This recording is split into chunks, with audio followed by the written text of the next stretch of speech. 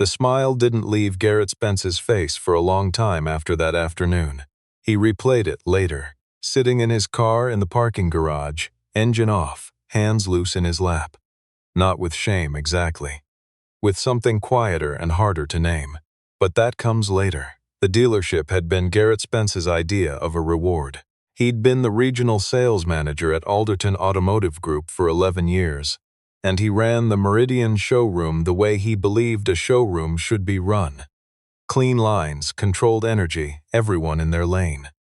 The cars gleamed under light that had been designed by a consultant from Chicago, specifically to make chrome look like a promise.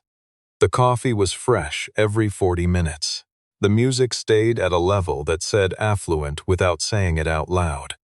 Garrett Spence knew the clientele he was after. He knew what they looked like when they walked through the door. He'd spent 11 years learning. That was why, when the man in the gray work jacket came in on a Thursday afternoon in March, Garrett Spence noticed him the way a camera notices something that breaks the frame.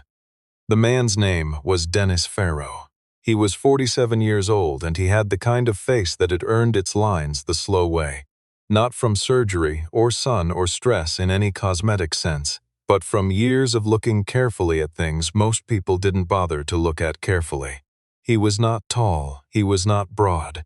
He had the build of someone who had spent decades doing precise, physical work in spaces that didn't give you room to be anything but efficient. His hands, if you had looked at them, and Garrett Spence had not, were the kind of hands that told you everything. The kind that had repaired things that, without repair, would have failed. Quietly, reliably, for years and years without applause. His jacket was gray and slightly faded at the shoulders. His boots were clean but old. He had driven 40 minutes from the suburb where he lived to come to this particular dealership because he had done his research, and this was the dealership with the vehicle he wanted. He was holding his daughter's hand. Bridget Farrow was 9 years old, and she had her father's eyes. Careful, watchful, the kind that took in more than they gave away. She was wearing a purple coat that was slightly too big for her, the way children's coats sometimes are when a parent buys ahead for the next season. She was not fidgeting. She stood beside Dennis Farrow with a particular stillness that looked, if you paid attention, less like shyness and more like practice. Dennis Farrow had been raising Bridget alone for 3 years. Her mother, Karen, had died of a blood clot at 41 while folding laundry on a Tuesday morning, and the particular cruelty of that, the Tuesday of it, the laundry of it, had rearranged something in Dennis Farrow permanently. Not broken him, rearranged him. He had kept going with the kind of quiet momentum that does not announce itself and does not ask for acknowledgement.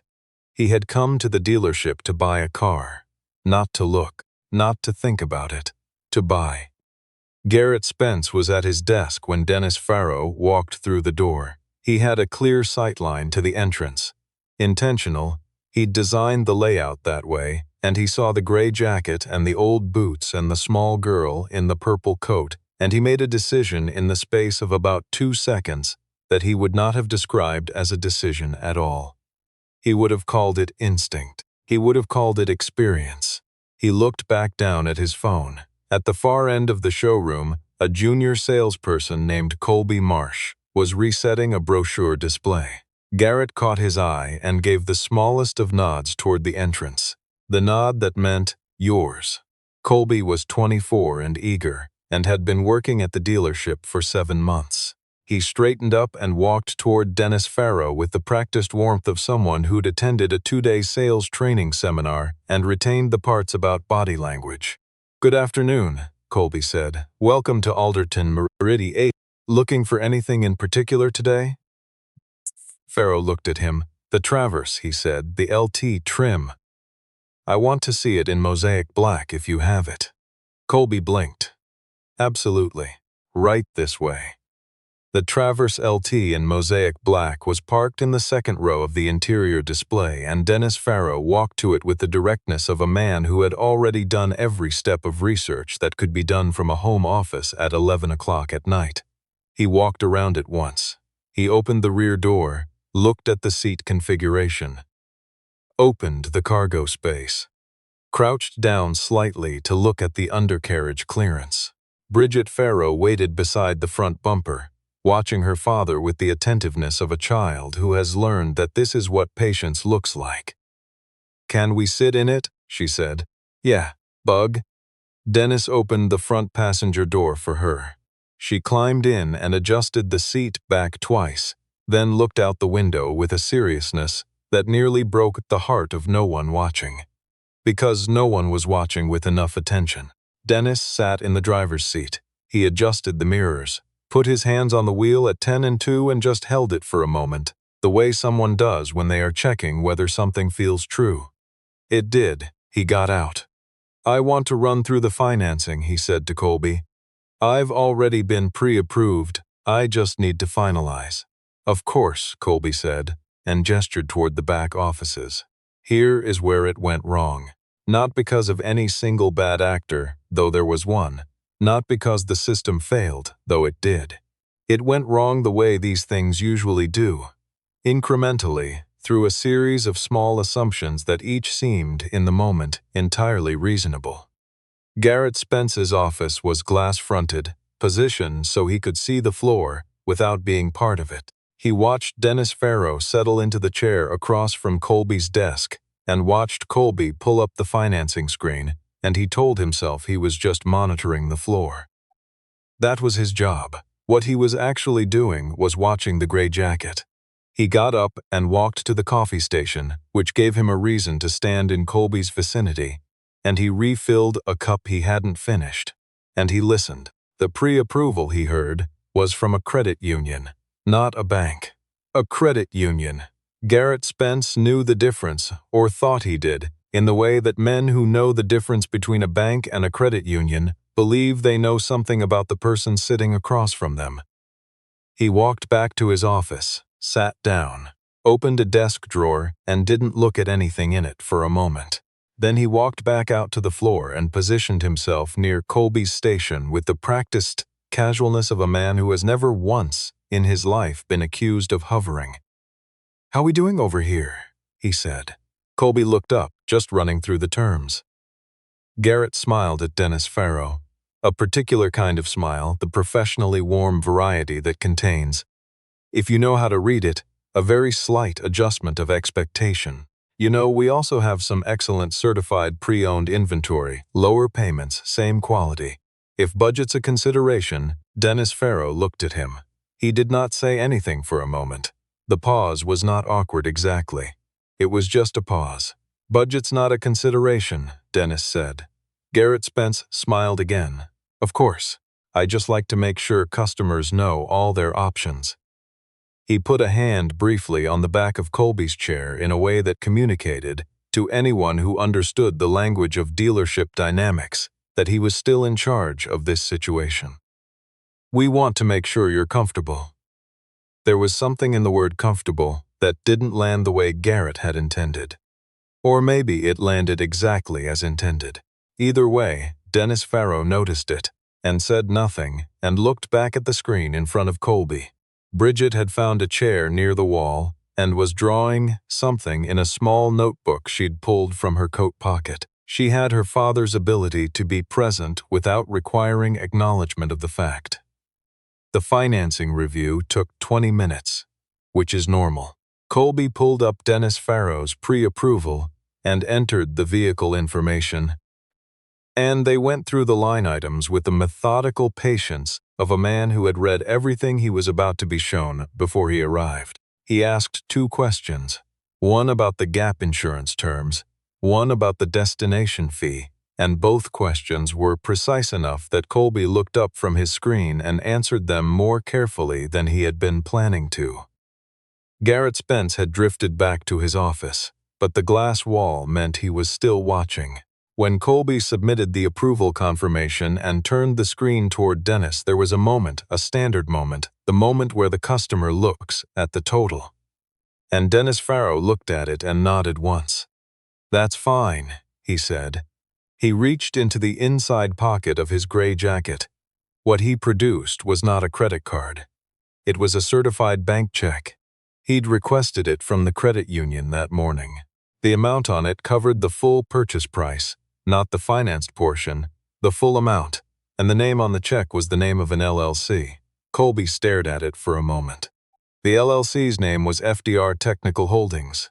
He looked up at Dennis Farrow. Dennis Farrow was looking at the screen, running a finger down the itemized breakdown with the focused attention of someone who has, over the course of a career, learned exactly how expensive it is to miss the small things. Colby turned in his chair and caught Garrett Spence's eye through the glass. Garrett came to the office doorway. Colby held up the check. What happened next happened quickly and slowly at the same time, the way things do when reality realigns itself in a space that isn't prepared for it. Garrett Spence took the check, looked at the amount, looked at the name of the LLC, looked at Dennis Farrow. Dennis Farrow was helping Bridget zip her notebook back into her coat pocket. "You finished, Bug," he was saying. "Yeah? Okay." Garrett Spence went to his computer. He typed the LLC name into a search. The results came back in 4 seconds. FDR Technical Holdings was an industrial consulting firm. It had been incorporated 17 years ago in the state of Ohio. It held patents, he scrolled, 11 active patents in hydraulic systems and pressure-sensitive components used in aerospace manufacturing. It had government contracts. The most recent one, visible in the public filings, was with a federal agency he recognized. Garrett scrolled down to the revenue estimates listed in the business registry data. He stopped scrolling. He read the number again. He set the check down on his desk and pressed his fingertips flat against the surface, as though he needed to feel something solid. Colby Marsh, from the doorway, watched his manager's face do several things in rapid succession that a person in sales training is never taught to prepare for, because no training assumes this direction of surprise. Garrett picked up the check again and walked back to the floor. He'd intended to say something smooth, something that would reframe the last 30 minutes in a way that didn't require him to acknowledge what those 30 minutes had been. He had 11 years of practice at exactly this kind of recovery. He walked to Colby's desk, he smiled, he said, "Mr. Farrow." And Dennis Farrow looked up at him with an expression that was entirely neutral, not cold, not contemptuous, not waiting for an apology. Just present. The expression of a man who had been looked through so many times in his life that being looked through had become simply information about the person doing the looking, and not information about himself. That expression. That was the thing that stopped the smooth words. Garrett Spence stood there for a moment, with the check in his hand and nothing in his mouth that was worth saying, and the showroom's carefully designed light fell on the chrome. And the coffee was fresh, and the music said affluent without saying it out loud, and none of it was adequate. "Here," Garrett said, and handed the check to Colby. He walked back to his office. He sat down. Through the glass, he watched Colby finalize the paperwork. He watched Dennis Farrow sign where he was asked to sign and initial where he was asked to initial. He watched Bridget Farrow stand up from her chair and slip her hand into her father's without being told to, the easy instinct of a child who trusts the person beside her completely. He watched Dennis Farrow say something to Colby that made Colby nod. He couldn't hear it through the glass. What Dennis had said was, "Make sure the mats are included." They quoted them in the brochure. Colby checked. They were included. He hadn't listed them separately. "Right," Colby said. "I'll add that to the delivery checklist." Dennis nodded. Bridget had spotted a car on the showroom floor, a convertible, red, the kind no 9-year-old has any practical use for, and she was looking at it with open and uncomplicated delight. "Can I touch it?" she asked. "Don't touch it," Dennis said. "I'll just look. Just look." She just looked, face close enough to the driver's window that her breath fogged it slightly. Dennis watched her from the paperwork desk with an expression that had nothing to do with the dealership or the check or any of the machinery of the afternoon. It was simply what his face did when it was looking at her. The delivery took another 40 minutes. The mosaic black Traverse was brought around from the lot. Colby went through the vehicle walkthrough. Features, settings, the infotainment screen, with the slightly increased care of someone recalibrating in real time. Dennis asked 3 more questions during the walkthrough, all of them technical, all of them indicating he had read the owner's manual in advance, which Colby confirmed afterward to a colleague was the first time in 7 months he'd encountered a customer who had done so. Bridget sat in the back seat while the walkthrough happened and fastened her own seatbelt without being asked. Garrett Spence came out for the handover. This was standard procedure. The manager always came out for the handover. He had a dealership pen and a branded keychain, and he stood in the cold afternoon light of the parking lot and extended the keys to Dennis Farrow and said, "Congratulations on the new vehicle, Mr. Farrow. We appreciate your business." Dennis Farrow took the keys. He looked at Garrett Spence. It was not a long look. It was not hostile. It was the look of a man who has already processed the situation thoroughly, who has already decided what it tells him and what it doesn't, and who is not interested in ceremony around either conclusion. "Thank you," Dennis said. He helped Bridget into the rear seat. He buckled her himself even though she'd said she could do it. He checked it anyway. Then he walked around to the driver's side, got in, and started the engine. The Traverse pulled out of the lot with an unhurried patience that matched the man at the wheel entirely. Garrett Spence stood in the parking lot with the branded keychain still in his hand and watched it go. It was Colby who found out the rest, the way these things happen, through the particular boredom of internet research that strikes salespeople in the slow hour after a complex deal closes. He found a profile in an industry journal from 3 years earlier. The byline was Dennis Farrow, founder and principal engineer, FDR Technical Holdings. There was a photograph, the same gray jacket, or one just like it, the same unremarkable face that had not been designed to communicate anything about its owner's circumstances.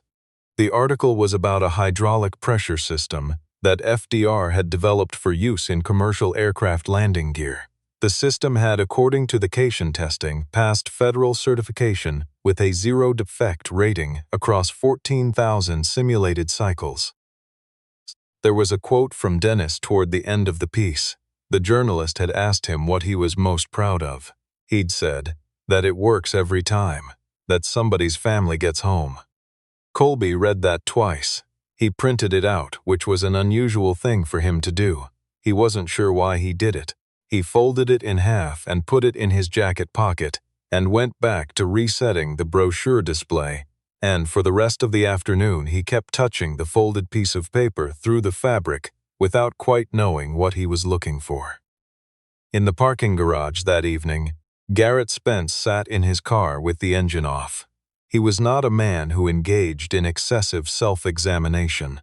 He was a man who ran a clean operation and hit his numbers and treated his team with the specific fairness of someone who believed fairness was a strategy.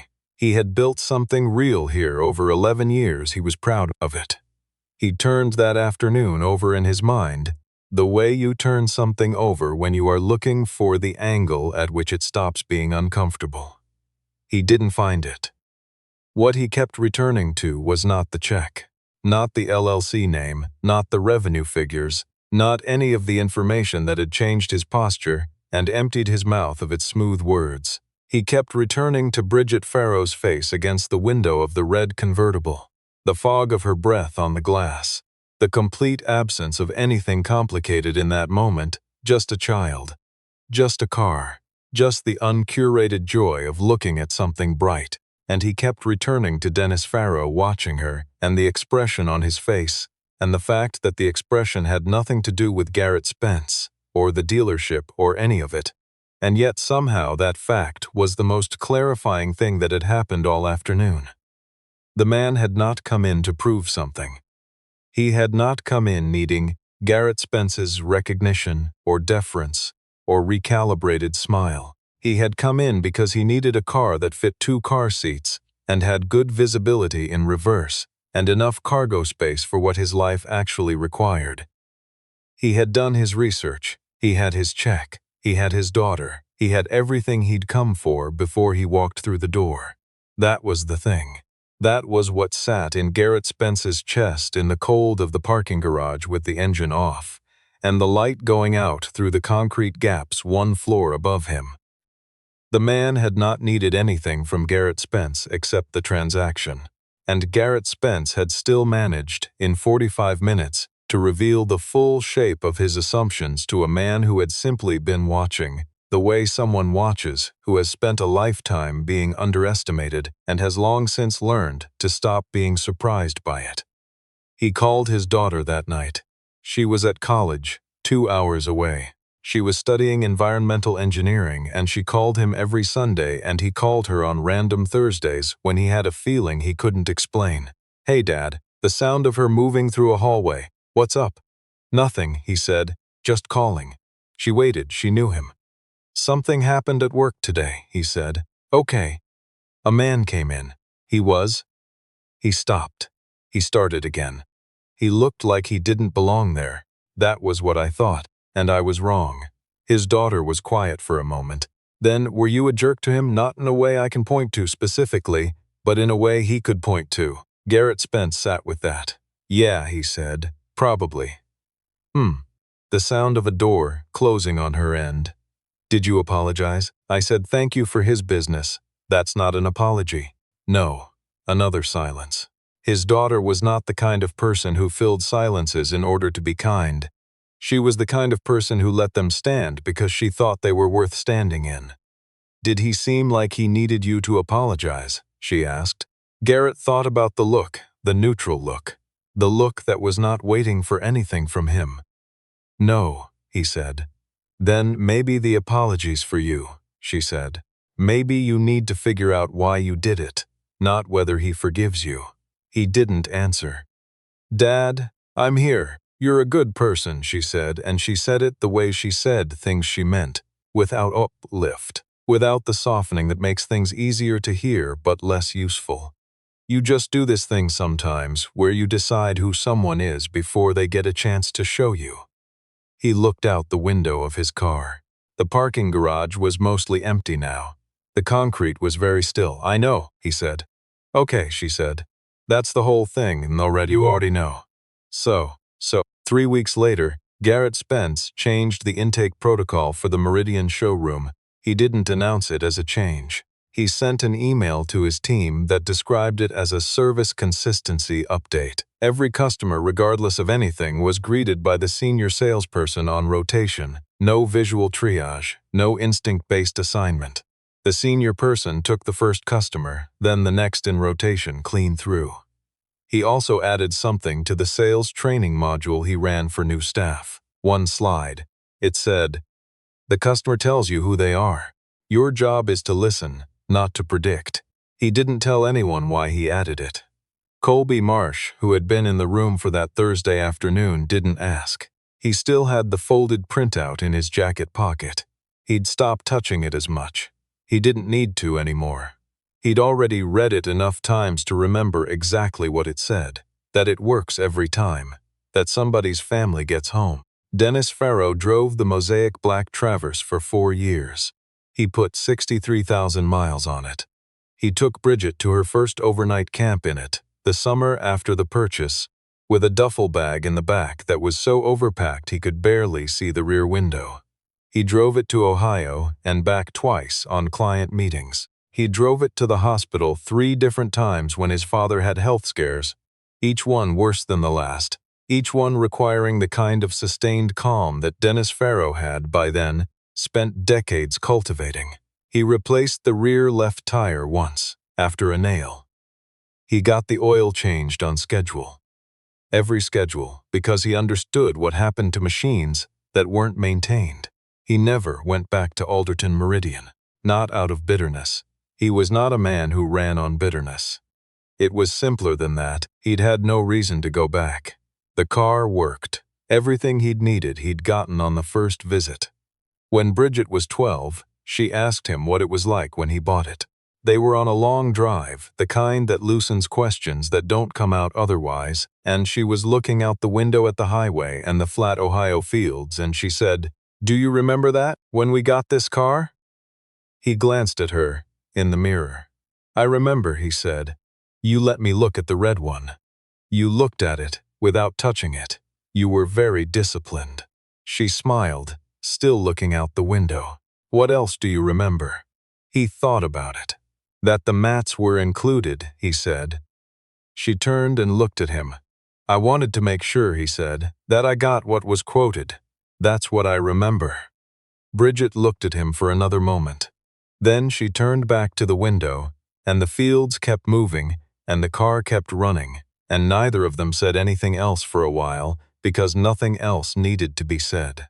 The car worked every time. That was the whole point. That was always the whole point.